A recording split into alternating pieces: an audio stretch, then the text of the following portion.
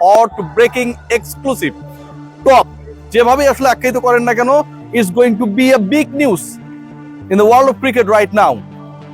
বাংলাদেশের বিশ্বকাপের ভবিষ্যৎ কি? বাংলাদেশ কি তাদের ম্যাচেসগুলো শ্রীলঙ্কায় গিয়ে খেলবে? Bharat, international cricket council, BCCI and ICC সেই সুযোগটা কি বাংলাদেশকে করে দেবে? গ্রুপের যে চেঞ্জিং, আমরা দাবা খেলায় দেখি না যে ক্যাসলিং করে হচ্ছে চেঞ্জ করা হয়, সেরকম কোনো ঘটনা কি ঘটবে? বাংলাদেশ কি বি গ্রুপে চলে যাবে, সি গ্রুপে বাংলাদেশের জায়গাটায় আয়ারল্যান্ড চলে আসবে? এই যে আলোচনাগুলো হচ্ছিল, আইসিসি বাংলাদেশে এলো গেল, ডিসিশন শেষ পর্যন্ত হলো না। বাংলাদেশ ক্রিকেট বোর্ডের অফিসিয়ালসরা যখন সকল আশা ছেড়ে দিয়েছিল, বাংলাদেশ ক্রিকেট বোর্ডের অফিসিয়ালসরা যখন মোটামুটি একটা ডিসিশনে চলে গেছে যে বাংলাদেশের হয়তো এই ওয়ার্ল্ড কাপটায় অংশগ্রহণের সুযোগটা আর নেই, কোনো দিক থেকেই নেই, লজিস্টিক্যাল অ্যাডজাস্টমেন্টের যে ধোয়া তোলা হয়েছে বাংলাদেশের সিকিউরিটি এনশোর করার থেকেও যেন সেটাই সবচেয়ে বেশি প্রায়োরিটি হয়ে গেছে বিসিসিআই এবং আইসিসির কাছে। সেই জায়গায় হুট করে আবির্ভাব ঘটেছে পাকিস্তান গভর্নমেন্ট, পিসিবি, মহসিন নাকভির। আমি সবসময় একটা কথা বলি যে মহসিন নাকভি একটা মাল। এই লোকটা এমন এক মাল যে তিনি এশিয়া কাপের ট্রফি যখন দিচ্ছিলেন, ইন্ডিয়ান ক্রিকেটাররা তার হাত থেকে নেবে না, তিনি ট্রফি নিয়ে লকারের মধ্যে সেটা রেখে চাবি মেরে দিলেন, তালা মেরে দিলেন। তার হাত থেকেই শেষ পর্যন্ত ভারতীয় বোর্ড কর্মকর্তাদের নেয়া লেগেছে, সেটা এসিসি সভায়, ট্রফি নিলে আমার হাত থেকে নাও, না হলে দেব না। এই যে মহসিন নাকভি, যিনি ভারতীয় ক্রিকেট বোর্ড, আইসিসি তাদের হিসাব নিকাশকে উলট পালট করে দিতে পারেন, এবারও যেন সেই খেলটা আবার নতুন করে নতুন ডাইমেনশনে নতুন মঞ্চে দেখালেন। পাকিস্তান ক্রিকেট বোর্ড তাদের যে বিভিন্ন সোর্সেস গুলো রয়েছে, জিও নিউজ, পাবলিক নিউজ, বিভিন্ন নিউজ সোর্সেস যেগুলো রয়েছে, যে নিউজ হাবগুলো রয়েছে, তারা জানাচ্ছে they will not participate in the upcoming world cup যদি বাংলাদেশ অংশগ্রহণ করতে না পারে। আবারও বলছি, they will reconsider regarding the issue of their participation in the upcoming world cup.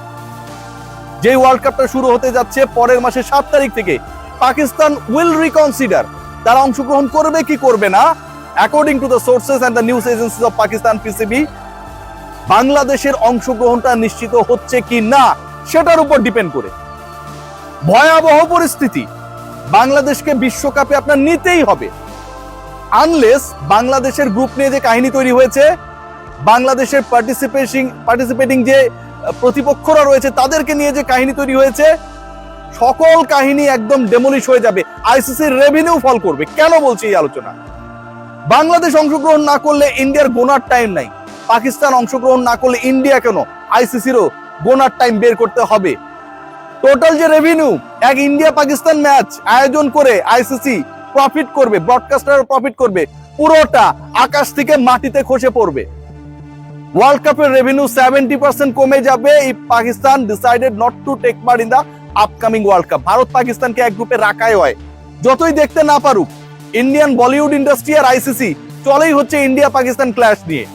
So Pakistan যখন বলছে যে আমি অংশগ্রহণ করব না যদি না বাংলাদেশকে তোমরা তাদের রাইট ডিসিশন মেক করার ক্ষেত্রে হেল্প করো, তখন আইসিসির কোনো কিছু করার নেই। মুখে মুখে অনেক কথা বলতে পারে, অনেক লেটার পাঠাতে পারে, অনেক মেইল করতে পারে, অনেক ধরনের বক্তব্য আসতে পারে, অনেক সমস্যায় তারা রয়েছে, হাত ব্যথা, পা ব্যথা, মাথা ব্যথা, এগুলো কিভাবে সারাবে এই অল্প সময়ের মধ্যে। কিন্তু এন্ড অফ দ্য ডে ভারতের গ্রুপেও একটা বড় ধরনের ক্যাচার লাগার অপেক্ষায়, কারণ আপকামিং ওয়ার্ল্ড কাপে ভারত পাকিস্তানের যেই ম্যাচ, পাকিস্তান যদি শেষ পর্যন্ত না খেলে সেই ম্যাচও পোস্টপোন হয়ে যাবে। বাংলাদেশ যদি না খেলে, বাংলাদেশের যে 4টা ম্যাচ রয়েছে সেই 4টা ম্যাচ আলটিমেটলি পয়েন্টলেস, বাংলাদেশ থাকবে, অন্য দলকে আপনাকে ওয়াকওভার দেওয়া লাগবে। পাকিস্তান যদি না খেলে, ভারত সহ তার প্রতিপক্ষ 4টা দল ওয়াকওভার পাবে। টোটাল 8টা ম্যাচ টেলিকাস্ট হবে না। এই টোটাল 8টা ম্যাচের মধ্যে ইন্ডিয়া পাকিস্তানের ম্যাচ এবং ইন্ডিয়া পাকিস্তানের গ্রুপের খেলা যারা ফলো করে, তারা কেউ ওই গ্রুপের খেলা ফলো করবে না। হোয়েনেভার ইন্ডিয়া পাকিস্তান এক গ্রুপে নাই, অথবা থাকার পরেও পাকিস্তান খেলবে না ডিসাইড করছে, ওই গ্রুপের কোনো ভ্যালু থাকে না। বাংলাদেশের সাথে প্রতিপক্ষের যে খেলাগুলো হবে, যতই সাধারণ নির্বাচনের কথা বলুন, এন্ড অফ দ্য ডে যে মানুষগুলো ক্রিকেটকে গালি দেয়, অনেক বেশি আপসেট হয়, সেই তারা এই মাঠে এসে খেলা দেখে। ভাই, মানুষ অনেক ভালোবাসে ক্রিকেট থেকে, অনেস্টলি গালিগুলো দেয় কষ্ট থেকে। বাংলাদেশের খেলাও রেভিনিউ ফল করবে। 70% of the revenue targeting by the ICC in the upcoming event হবে না।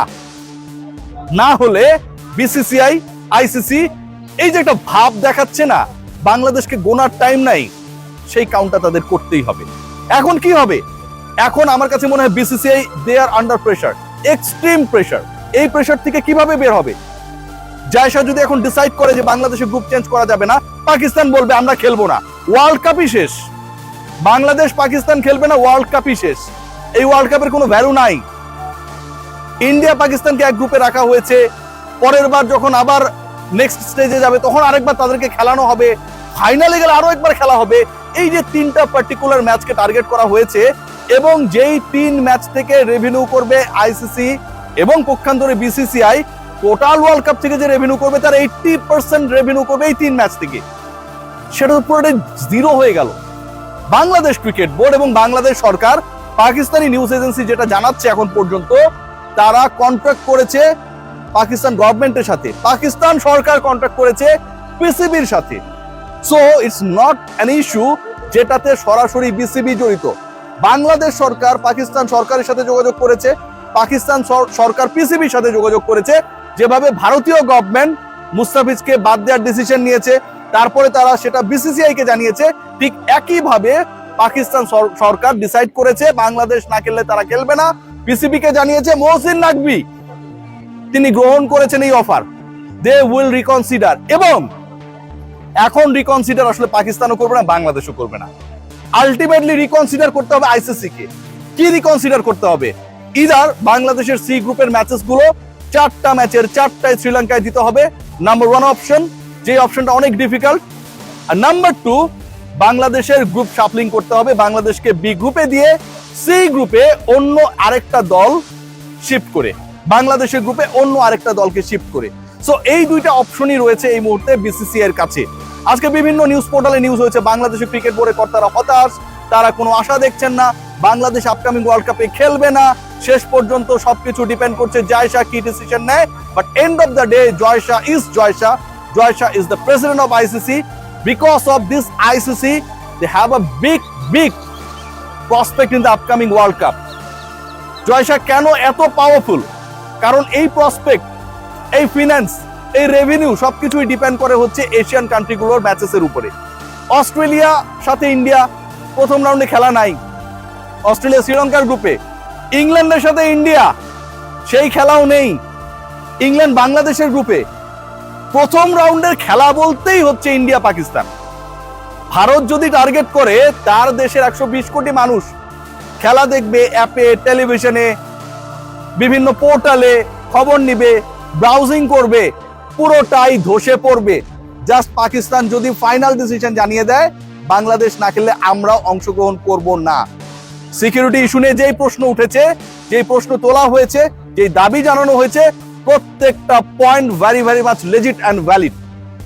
আপনি একজন মুস্তাফিজকে নিরাপত্তা দিতে পারবেন না, পুরো দলকে আপনি নিরাপত্তা দিয়ে বিশ্বকাপ খেলিয়ে দিবেন, এটা মামা বাড়ির আবদার না। সো মামা বাড়ির আবদার যেহেতু না, এই লেজিট পয়েন্টে পিসিবি এন্ড বিসিবি তারা একই সাথে দৌড়াতে চায়। তারা যেন একটা রিলে রেসে দৌড়াচ্ছে, বুলবুল দৌড়ে ব্যাটনটা মহসিন নাকভির হাতে দেবে আর তিনি ফাইনাল যে জায়গাটা সেখানটায় টাচ করবে। Let's see what happen.